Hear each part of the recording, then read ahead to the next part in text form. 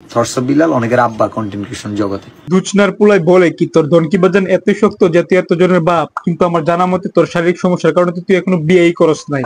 বলেন কি? হাতে একটা ফোন, ফোনে একটা ফেসবুক পেজ অথবা একটা টিকটক আইডি, ব্যাস অনলাইন জগতে শুরু করে দেয় আসা চাটাচাটি।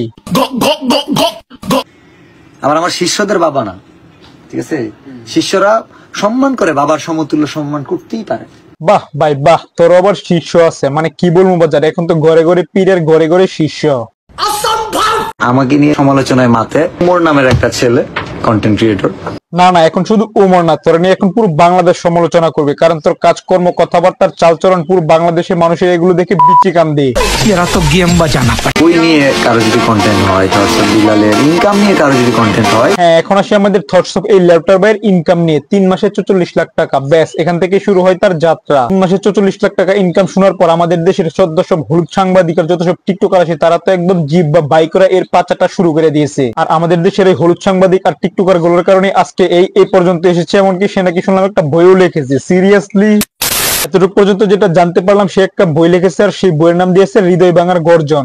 ভালোবাসার এই আলো জ্বালাতে পেরেছে কজন, বই বেচা ছাড়াও এখন টি শার্ট বেচা প্রয়োজন। 700 টাকা।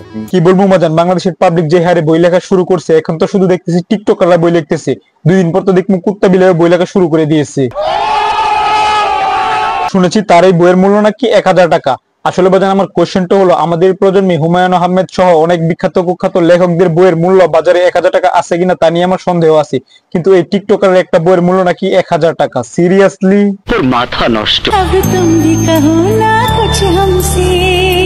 কিছুদিন আগে দেখেছিলাম আরেক কুখ্যাত টিকটকার যে কিনা কুত্তা নিয়ে ভিডিও করতো, কুত্তা ও সরি কাফি, সেও নাকি বই লেগেছিল। তো তার অবস্থাটা পরবর্তীতে কোথায় গিয়েছে আপনারা তো দেখেছিলেনই। তো আমাদের এই থটস অফ ল্যাবটা বায়োজিবে সেদিন সোশ্যাল মিডিয়াতে টিকতে পারবে বলে আমার মনে হয় না। নিঃসন্দেহে তুই ঠিক কথা বলেছিস। ফেসবুকে সর্বোচ্চ ভিউ কত? সর্বোচ্চ 18,000। 18,000 ক্রস করবো শিওর। হ্যাঁ, ফেসবুকটা তো তোর বাপের, যে তোর খুমাটা জাস্ট ভিডিওতে দেখাইলি আর ফেসবুকে ভিডিও ভাইরাল হয়ে যাবে বলে কি জান। এর পাশে ওই পোলাটা দেখতেছেন না, ওই পোলাটা রাজশাহী থেকে গেছে ওর সাথে দেখা করার জন্য।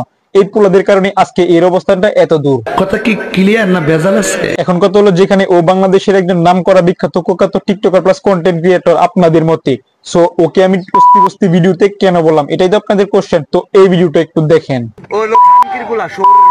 আপনাদের মতে ওই বাংলাদেশের একজন কুখ্যাত বিখ্যাত টিকটকার হয়ে যদি ভিডিওতে এইরকম ভাষা ইউজ করে, তাহলে ওরে আমার কোন চেটে সম্মান করবে?